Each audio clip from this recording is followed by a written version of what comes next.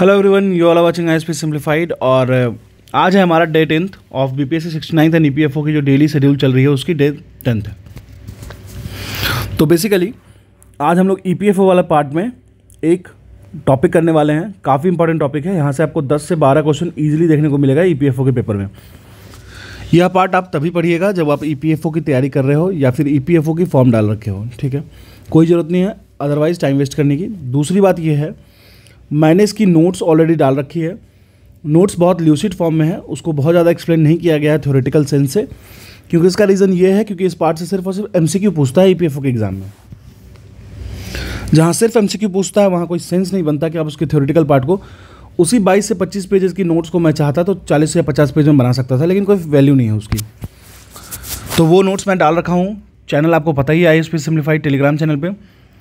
अगर आपको लगता है 1 घंटे 22 मिनट की उसकी वीडियो भी डाल रखा हूँ तो आप उसको 1.5 के स्पीड से सुन के नोट्स को एक बार जेरोक्स निकाल के टिक मार सकते हो, आपका कंप्लीट हो जाएगा ये। इसके बाद इंडस्ट्रियल रिलेशन लेबर लॉज के कुछ क्वेश्चंस कर लीजिएगा। कहीं से भी सोर्स होगा या फिर मैं ही दे दूंगा कहीं ना कोई सोर्स निकाल के, कुछ क्वेश्चन करके उसको बार बार उस नोट्स को रिवाइज कर लीजिए, आपका काम हो जाएगा। तो आज सबसे पहले ईपीएफओ वाले पार्ट में इंडस्ट्रियल रिलेशन लेबर लॉज में आप या तो वीडियो रेफर कर लीजिए। ये कोई ज़रूरी नहीं है कि आप वीडियो रेफर कीजिए, अगर आपको ईजी लगता है तो वीडियो रेफर कर लीजिए या फिर नोट्स जो मैंने डाला है उसको देख लीजिए। फिर मूव करते हैं मॉडर्न इंडियन हिस्ट्री वाले पार्ट में। अच्छा हाँ, मेंस वाले जो क्वेश्चन आप लोगों ने डाले हैं ना उसकी कॉपी में आज पूरी दिन इवैल्यूएशन हो जाएगी उसकी, कोई दिक्कत नहीं है। मॉडर्न इंडियन हिस्ट्री की बात करें तो आज हम लोग बढ़ने वाले हैं 1937 के बाद, त्रिपुरी शेख क्राइसिस ऑफ कांग्रेस 1939, फिर Indian princely states, second world war, demand for Pakistan and individual satyagraha 1940 वाला। अब एक चीज़ मैं आपको बताऊंगा, पहले इस टॉपिक्स को कहीं से भी पढ़ लीजिए आप। पढ़ने का सोर्स मैंने आपको ऑलरेडी बताया है, या तो आप स्पेक्ट्रम यूज़ करो या फिर आप ल्यूसेंट भी यूज़ कर सकते हो, या फिर घटना चक्र की थ्योरेटिकल पोर्शन को पढ़ के डायरेक्ट क्वेश्चन भी लगा सकते हो, या फिर ल्यूसेंट प्लस घटना चक्र दोनों को एक बार देख जाओ।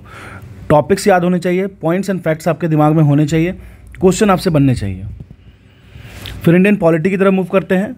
आज हम लोगों ने पंचायती राज सिस्टम को रखा है। इंडियन पॉलिटी वाली बात कर लें, पंचायती राज सिस्टम एंड म्यूनिसिपैलिटीज़ वाले टॉपिक को देख लीजिएगा। मेरी मानिए आप लक्ष्मीकांत पढ़ लीजिएगा, या फिर घटना चक्र प्लस ल्यूशन की कॉम्बिनेशन को आप कर सकते हो।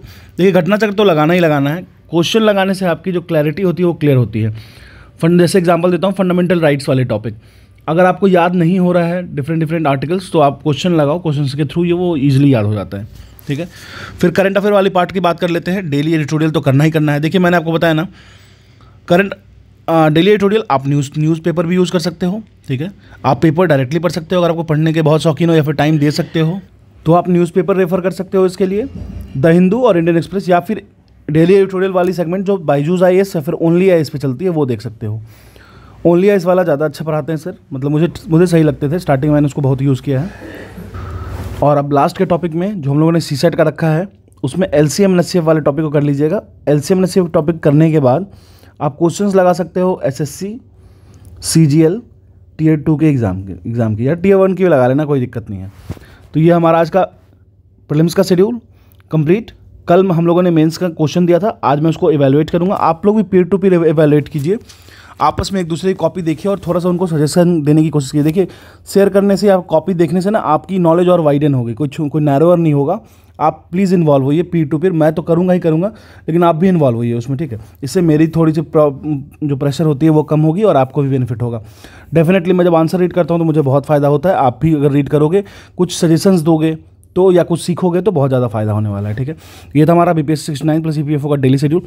ईपीएफओ पार्ट में industrial relation and labour laws आप अगर पढ़ रखे हो, सो पहले से कहीं से नोट्स बना रखे हो तो भी एक बार रिवाइज कर लेना इसको, ठीक है।